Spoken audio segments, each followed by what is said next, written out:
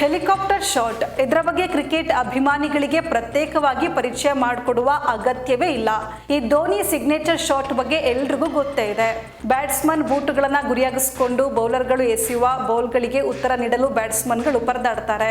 ಈ ಶರವೇಗದಲ್ಲಿ ನುಗ್ಗಿ ಬರುವ ಈ ಬೌಲ್ಗಳನ್ನ ಎದುರಿಸಲಾರದೆ ಬ್ಯಾಟ್ಸ್ಮನ್ ವಿಕೆಟ್ ಒಪ್ಪಿಸ್ತಾರೆ. ಆದ್ರೆ ಬೌಲ್ಗಳನ್ನ ಕೂಡ ಹೆಲಿಕಾಪ್ಟರ್ ಶಾಟ್ ಮೂಲಕ ಪೆವಿಲಿಯನ್ಗೆ ಕಳಿಸಬಹುದು ಅಂತ ತೋರಿಸಿಕೊಟ್ಟವರು ಕ್ಯಾಪ್ಟನ್ ಕೂಲ್ ಎಂದೇ ಹೆಸರಾಗಿರುವ ಮಹೇಂದ್ರ ಸಿಂಗ್ ಧೋನಿ. ಇದು ಧೋನಿಗೆ ಒಲಿದು ಬಂದ ಅಪರೂಪದ ಟೆಕ್ನಿಕ್. ಇದಕ್ಕೆ ಟ್ರೈನಿಂಗ್ ಹಾಗೂ ಪ್ರಾಕ್ಟೀಸ್ ಅತ್ಯಂತ ಅವಶ್ಯಕ. 2006ರಲ್ಲಿ ಮೊದಲ ಹೆಲಿಕಾಪ್ಟರ್ ಶಾಟ್. 2006ರಲ್ಲಿ ಗೋವಾದಲ್ಲಿ ಇಂಗ್ಲೆಂಡ್ ವಿರುದ್ಧ ನಡೀತಾ ಇದ್ದ ಏಕದಿನ ಪಂದ್ಯದಲ್ಲಿ ಜೇಮ್ಸ್ ಆಂಡರ್ಸನ್ ಎಸೆದ ಫುಲ್ ಲೆಂತ್ ಬಾಲ್ ಅನ್ನ ಧೋನಿ ತನ್ನದೇ ಸ್ಟೈಲಲ್ಲಿ ಪೆವಿಲಿಯನ್ಗೆ ಕಳಿಸ್ತಾರೆ. ಧೋನಿ ಆ ಹೊಡೆತ ಭಂಗಿ ನೋಡುಗರಿಗೆ ವಿಶೇಷವಾಗಿ ಕಾಣುತ್ತೆ, ಕ್ರಿಕೆಟ್ ರಸಿಕರನ್ನ ಆಕರ್ಷಿಸುತ್ತೆ. ಆದರೆ ಆಗ ಆ ಹೊಡೆತವನ್ನ ಯಾರು ಹೆಲಿಕಾಪ್ಟರ್ ಶಾಟ್ ಅಂತ ಕರೆದಿರಲಿಲ್ಲ.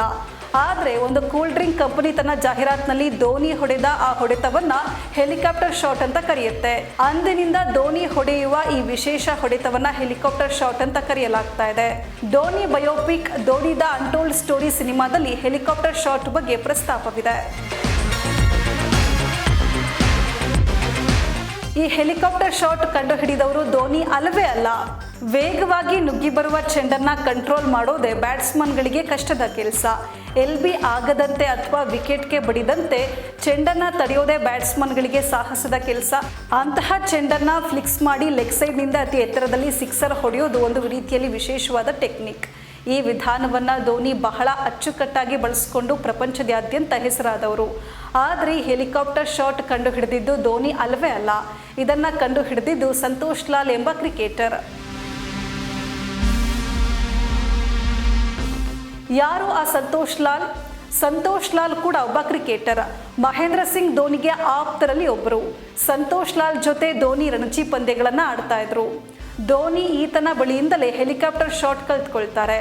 ಜಾರ್ಖಂಡ್, ಬಿಹಾರ್ ಪರವಾಗಿ 8 ಪ್ರಥಮ ದರ್ಜೆ ಪಂದ್ಯಗಳಲ್ಲಿ ಆಡಿದ ಸಂತೋಷ್ ಲಾಲ್ ಧೋನಿ ಜೊತೆ ಬ್ಯಾಟಿಂಗ್ ಪ್ರಾಕ್ಟೀಸ್ ಮಾಡ್ತಾ ಇದ್ರು. 7 ರಣಜಿಯಲ್ಲಿ ಬ್ಯಾಟ್ಸ್ಮನ್ ಆಗಿದ್ದ ಸಂತೋಷ್ ಲಾಲ್ 2013ರಲ್ಲಿ ಸಾವನ್ನಪ್ತಾರೆ.